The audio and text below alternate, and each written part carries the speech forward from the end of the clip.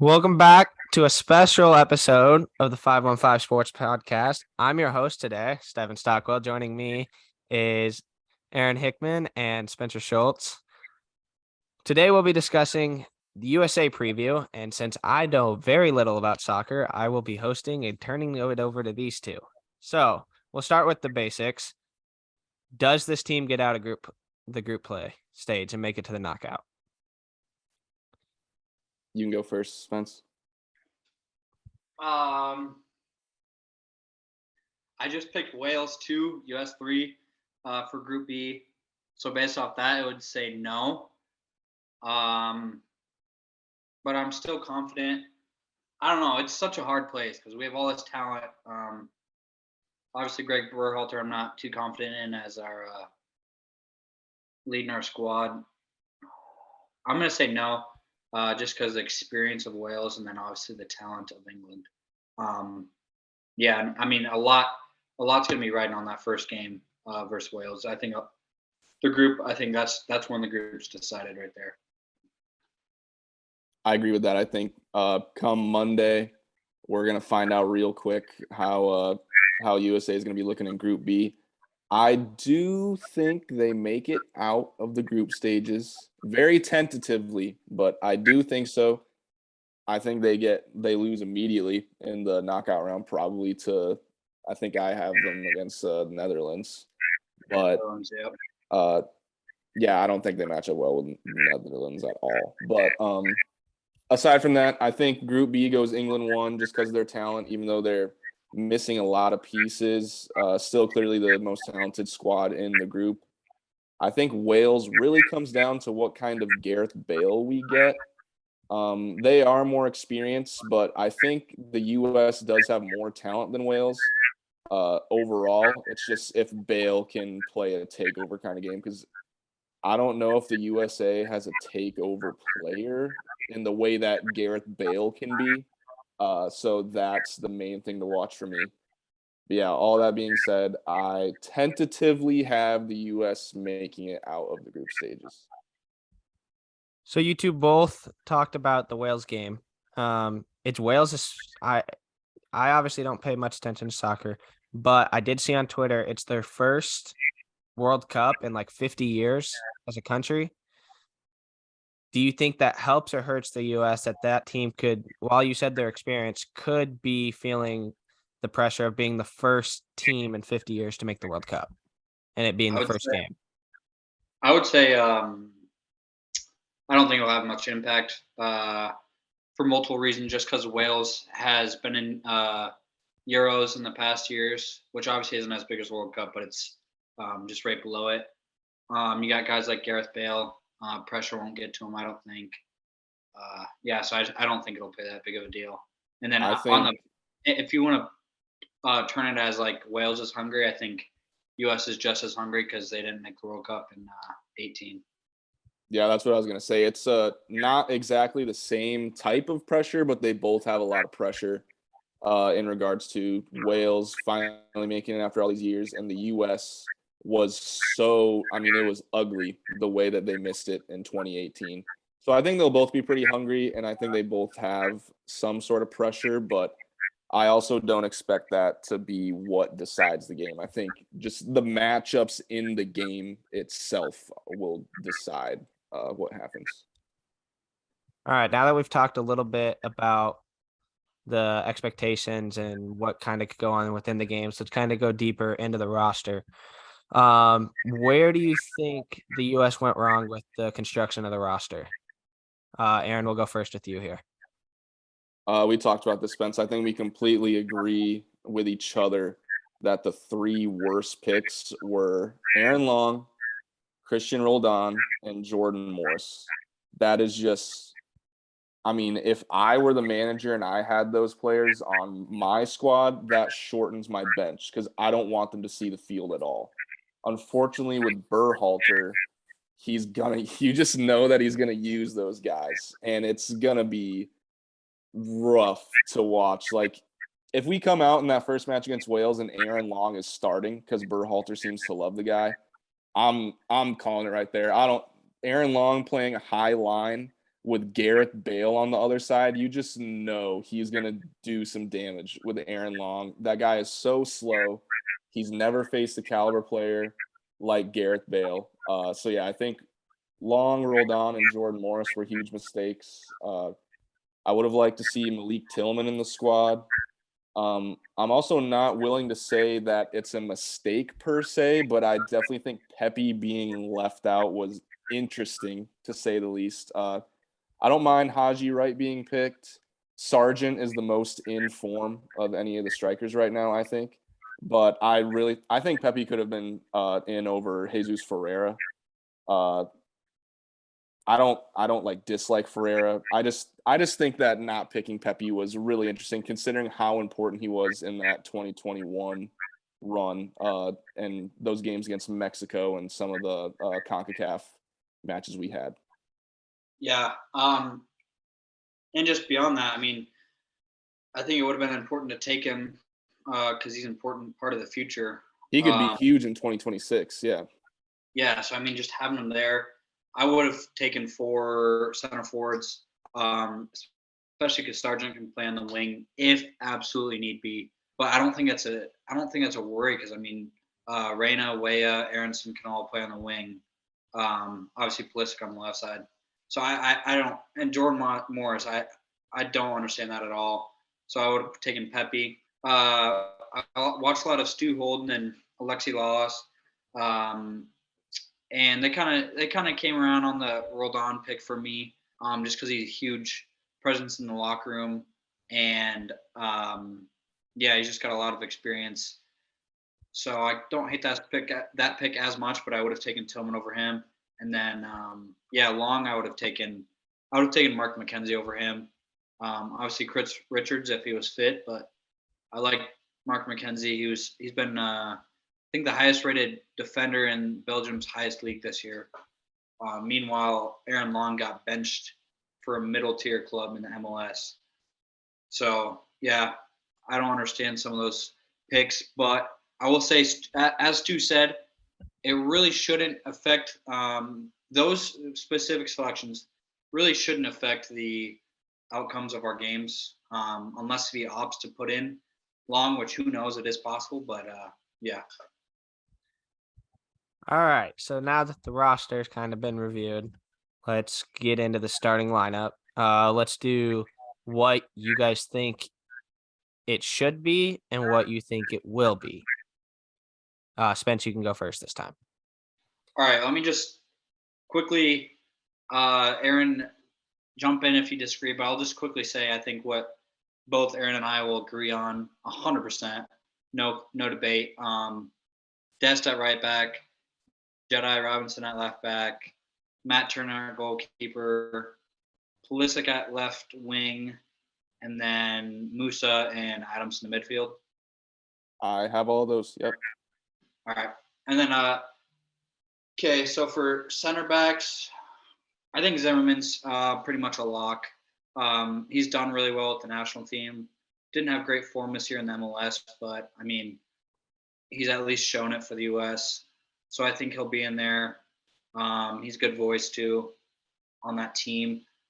Alongside of him, I think I'm going to go Tim Ream, especially being that we're in Wales and England's group. Obviously, he's starting for Fulham this year a lot in the Prem. So I'm starting him for various reasons. Obviously, he's comfortable facing these guys from both Wales and England in the Championship and the Premier League. And then he's got the chemistry with Jedi at left back. So I'm going to go Ream. The third midfielder, McKinney, hasn't been in great form, and I hate to do it, but I think I'm going to put Reyna as an attacking mid. But it's not going to happen. I will say it's not going to happen because Berhalter has Aronson listed as a midfielder and Reyna as a winger, which I think is flipped. But yeah, that's my personal opinion. Pulisic on the left, center Josh Sargent, by far the best form of any center forward that we have, especially with Pepe not making it. And then right wing, I'm kind of it kind of surprised me that it's not more popular, but mine's Timothy Weah. He was consistently our most dangerous threat in qualifying. Um, and even more so, I think I've told you, Aaron, Brendan Aronson, I think just makes for the perfect sub because he already runs his butt off. I think you bring him in the 60th, and he's that perfect sub. And then also Weston McKinney off the bench for an aerial threat. So yeah, that's mine. So believe it or not, we have the exact same starting lineup. So not much to debate here. I also have Ream for the same reasons as you, alongside Zimmerman. I do want to see CCV, Cameron Carter Vickers, get some sort of time, but I think just because of the nature of the group with Wales and England there, I think Ream deserves a leg up on CCV, even though I do like CCV getting some time.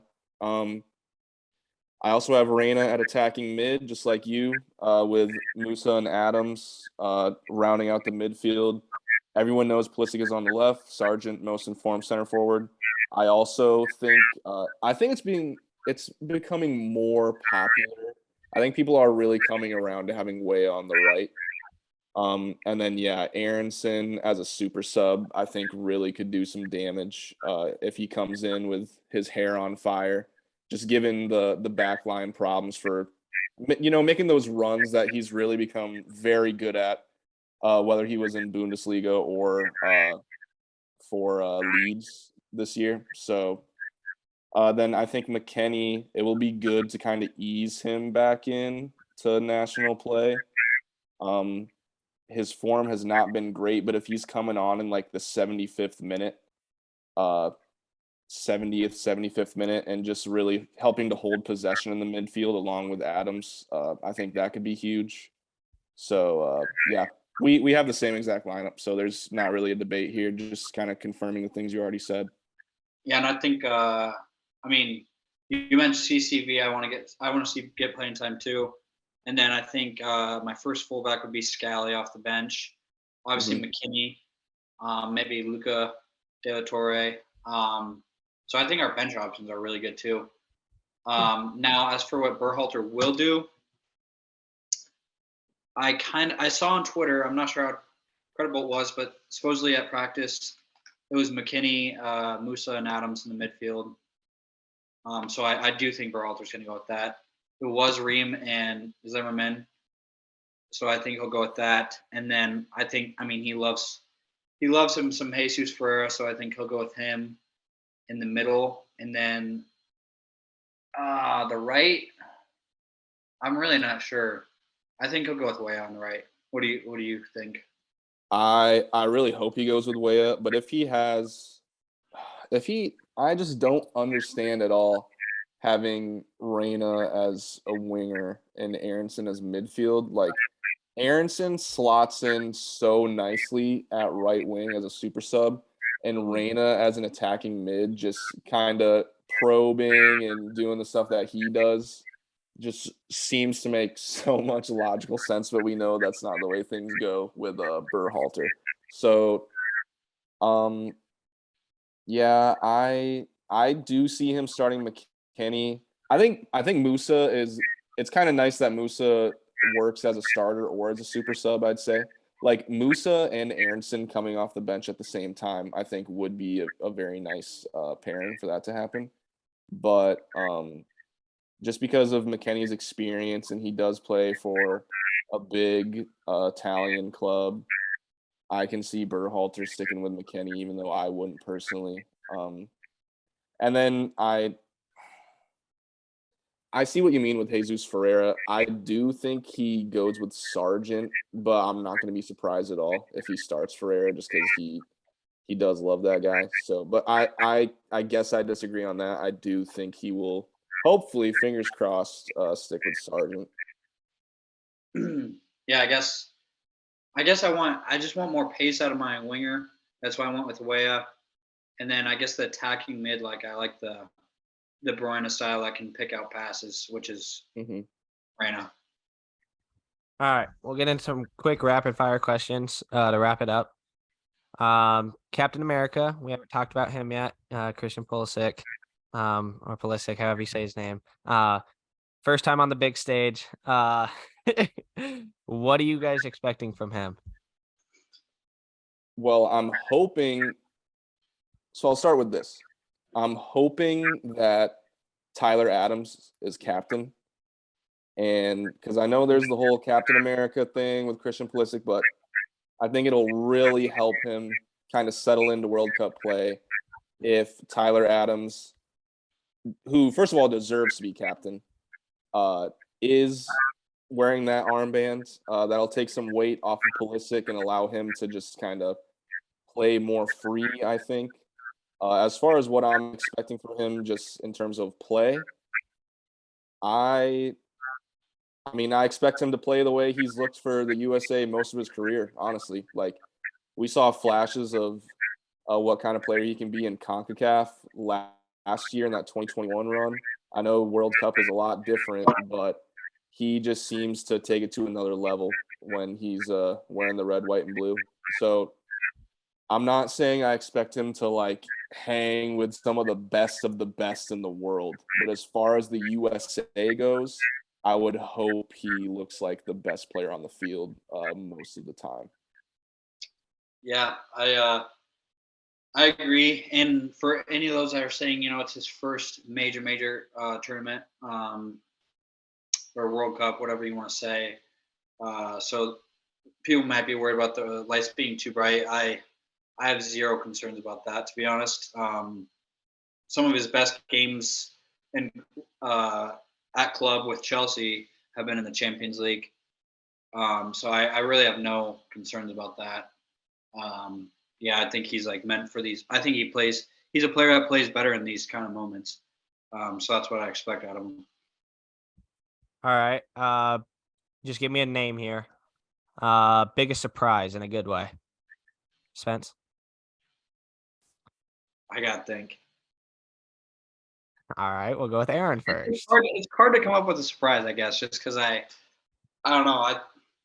Okay, so who do we think is going to be a surprise for not us, but for other people, like other countries? Who's going to be a surprise? I guess I the one I've been hearing Berhalter has said it, so I don't want to steal his, but his has been Yunus Musa, which Liverpool and a few other big clubs are now looking at him. So that's the obvious one. You give one, and then I'll think of. I got to think of one other than that. Well, I do agree with Musa. There's a reason top clubs are looking at him. Mine would be. I hope he starts. I just love Timothy Weah. He hasn't been healthy at Lille this year. They just played him at right wing back recently, and he did really well. But in qualifying, his pace, he could take on defenders pretty easily, and he had the best delivery into the box of anyone on this team. So I'm not saying he'll like let up the box score with goals and stuff, but I could see him grabbing 3 assists. So yeah, I think that'd be my breakout player. I like Weah a lot. If this Premier League season weren't going the way it was, I would pick Aronson, but especially in the same group as Wales and England, he's very much like everyone is going to be familiar with Aronson. So I'm not going to pick him just because of the nature of the group. I think Musa has a chance to be a breakout star. If he plays well in the World Cup, he's going to get contracts thrown at him immediately for the January transfer window. And I like Weah a lot on the right as well. I don't know. I feel kind of not bad, but like I feel like we're just agreeing on a lot. So I'm trying to think of something that's just different. Sargent is very in form lately, so he could rack up some goals. I don't know, but I do think Musa and Weah are the two breakout contenders, and I would have picked Aronson if we were not facing Wales and England. I'll throw one more name in that people won't discuss. Hopefully, it doesn't come back to bite me, but I know he's at a big club, but I don't think he's well known by anybody. Matt Turner really didn't start soccer. I just saw a video until really late in his teens, but he's become one of the best shot stoppers in the world. Easily, he took over the starting spot from Stefan, so much so that Berhalter left him off the squad for this. which says a lot. So I think a lot of people will be talking about his name after this one, I think. I'm just praying he doesn't have to have a Tim Howard like 16 save performance because I'm not trying to watch. I mean, that was incredible what Tim Howard did, but with the talent that this year's team has, we should not be allowing that. I hope we can make Turner's job easier than we did with Tim Howard a lot of the time. Mm-hmm. All right. Top goal scorer. I'm just gonna rock with Pulisic. You know, especially if they get some penalties and he gets to take some PKs, I think that would do it by itself. I'm not expecting the U.S. to hang many goals on anyone they face, and so I just think the goals that they do get, I think just percentage-wise, it's most likely that Pulisic gets them. So it's kind of a boring pick. It's not really a dark horse, but I'm gonna stick with Pulisic. If I have to pick a dark horse, I'm gonna say Reyna. He's not really a dark horse, but if he is playing in midfield like we want him to, midfielders don't score as many goals as forwards, so that would be kind of a dark horse. But yeah, I'm gonna stick with Pulisic. Spence. Yeah, Pulisic was going to be mine. Yeah, because the PKs, obviously we get one. He's obviously stepping up and taking it. Dark horse. I mean, Sargent could easily lead it just because he's the 9. He'll get the most looks. To be honest, he should, or whoever does start at the center forward. My other dark horse would be, yeah, that's all I got. I don't think anybody else really can be. It's hard to call any of these guys dark horses, I guess. All right. Final question. What is the absolute ceiling for this team? What is like, if everything goes perfectly, what is the furthest you think this team can go? I'll say, I mean, I'll be happy with the round of 16, just making out of the group, but I'll say round of 8, making out of the group and then just somehow squeaking by that round of 16, whether it be we take it to PKs. I mean, who knows when you take it to PKs, obviously we've seen. Even if it's against the Netherlands, as long as we avoid a France or Brazil, which we don't have to worry about, they're on the opposite side. France, I think what is it, Aaron? If we beat Netherlands, we'd be facing France. I'm pretty sure. Right. So yeah, I agree that this team caps out at absolutely getting destroyed by France. If we slip by, I mean, there is a way that we beat Netherlands, I guess. And I mean, Pulisic has played very well against Liverpool in his career, and it's not the same, but he's never really had trouble with Van Dijk. So I guess I could see that as a matchup thing in that one. But yeah, we against France, it's just not even comparable. So please do not give us Mbappe and Benzema against our back line. I'm not kidding you. They would feast. They would feast. It would be so like, I guess maybe give some motivation for 2026, but oh my God, that would just be tough to watch. Do you guys go ahead, Seth? do you not think that there's any shot that they beat England and get the 1 seed in the out of pool? I think no, I think they can definitely beat England, especially with the England center back pairing. I think John Stones is locked in, but the other center back is up for grabs. And Pickford's not anything special. So I think we can easily score a few on them. I will say, yeah, I think we'll score a few on them. Only problem is I think they'll play a back 5, back 3, whatever you want to say it, just because of how weak their center backs are. But yeah. And I mean, England is hurting. Like, the one good thing about the U.S. is that the U.S. is not really hurting right now in terms of like who you expect to get significant playing time.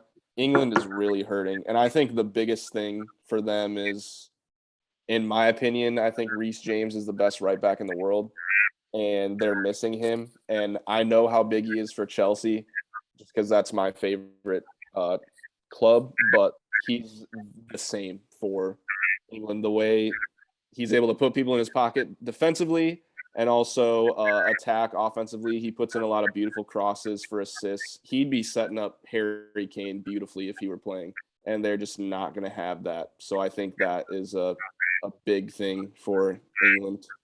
Really quick.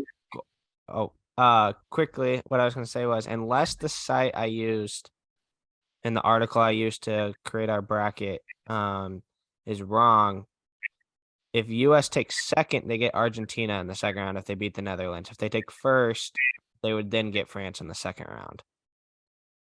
Does that make any difference on if they could somehow beat Argentina in the round of 8?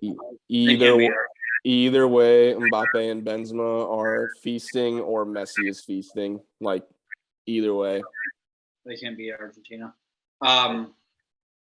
Aaron, really quick, just say it really quick. Since we're big Premier League watchers, first of all, I'll say when we're not playing them, you're gonna be cheering against England, I assume, still? Yeah, even when we're not playing them, no. I when we're out, I might root for Argentina. I want to see Messi make another run, but I definitely will not be rooting for England, though. Okay, so just since we watch a bunch of Prem, who would you start if you were Gareth Southgate? Oh man, I'd have to look at their full squad to see everyone. I know what's the pairing? They have Stones and who? So it's either Maguire, Eric Dyer, or Connor Cody, or Ben White. Probably Eric Dyer is what they're gonna do. I think I would go back 3, and I'd go Kyle Walker right center back, Trent right wing back, Stones in the middle, and then left center back probably Dyer, and then left wing back probably Luke Shaw. Mm-hmm. Yeah, and it would then have been Chilwell. Yep. Yeah, man. Chilwell and James just sucks for Chelsea too, and it sucks for England. But and then okay, obviously Harry Kane is your 9. Yeah, you're 2 mid. I think in that one you have 2 midfielders. I think you have. Obviously, Declan Rice is easy. Last time they started Calvin Phillips, he hasn't started enough. You have to go. Jude Bellingham. Yeah, Declan Rice and Jude Bellingham. I would like to see that, how that works out. And then on the left and right, man, I wish I had the roster in front of me right now. So I'll give you a lot of the things I've seen. You got Mount, but he's more of a midfield. I've seen people put Foden at right or left. I think that's likely. Southgate likes him. I like Saka on the right. And then on the left, I like between Sterling and Rashford. I'd probably take Sterling. I think Sterling on the left, Foden on the right is probable. And then obviously Kane in between. Yeah. Yeah, I felt bad not having Foden in there, but he hasn't really played great for England, to be fair. Yeah, I'm just going based off of what I think I would take Saka too, but based off of just how Southgate is, I think he'll start Foden. Who is the X factor for the US? The X factor, I think, is Weah. Just with his speed on the right, I think he can cause a lot of problems to anyone's back line. Oh. But I mean, overall, like, this is all going to depend on how the back line plays. Because I'm fairly confident offensively. It's all going to come down to if we're getting wrecked by like Bale and the like whoever's attacking for England, because I don't have much faith in the back line. I'm just hoping that we can be a possession team. Tyler Adams is going to be a big part of that, helping us to keep possession and not allow too many chances defensively. I'd say my X factor would be Serginho Dest. Yeah, he's been having a very interesting time lately with how rough he's looked at times, but then he also has those flashes. Yeah, I see that pick. Yeah. He's my favorite player to watch for the national team. I just love his speed and dribbling. But we need him to play good defense, obviously, with our questionable center back. Yeah, pairing. he's a great offensive right back, but he's gonna have to find something he's never found before defensively if we're making any kind of run. Yeah. All right. Well, that should do it for the U.S. preview. Game 1 is Monday against Wales at what time? I 1, believe it's Central Time? 1 Central. 1 Central. I'll be going on lunch break at that time. So we'll be able to review the first game and preview the England game on Black Friday on next week's pod. So make sure you tune into that. With that said, make sure you tune into our other podcast this week, our normal one reviewing the basketball, college football, the NFL, and tune into our third episode of the week, which is the World Cup preview overall. And make sure you follow us on Twitter at the 515 Sports Pod, and like and subscribe to the YouTube channel. See y'all. Steph, any predictions or anything? The U.S. makes it out of groups. All right. And they upset England, or at least they draw. At least get a point with them. From a casual fan perspective, are you excited, or how excited are you for the World Cup? See, I love sports, and the World Cup is the one soccer thing I tune into. I tune in for girls and guys World Cup. So yes, I'm very excited. But I don't know much about the team, so it's just really more I just hope they win and don't embarrass the country. That's really it. Yeah, just I know it's not the main sport, but here in the US, but I hope we at least make it into the knockout stage. The last World Cup I remember was when they who was it who beat them in the round of 16? Belgium. Yeah. Tim Howard went absolutely insane in that one, but it wasn't enough because our defense was god awful. Yeah, and that was a fun ride, I guess, if you want to put it that way, even though it was a round of 16. So, and then I really hope Messi makes a run. If I had to guess, or if I had to say, I would be a Messi fan. But I'll get more into that on the preview for the entire World Cup. One last thing, if there is any optimism, this team is better than the 14 team, and we made it out of the group of death that year with Germany, prime Ronaldo, Portugal, and Ghana was a solid team. So players are better, coach is worse, is what I think. So we'll see which one wins out. Yep. All right, that'll do it. See y'all later.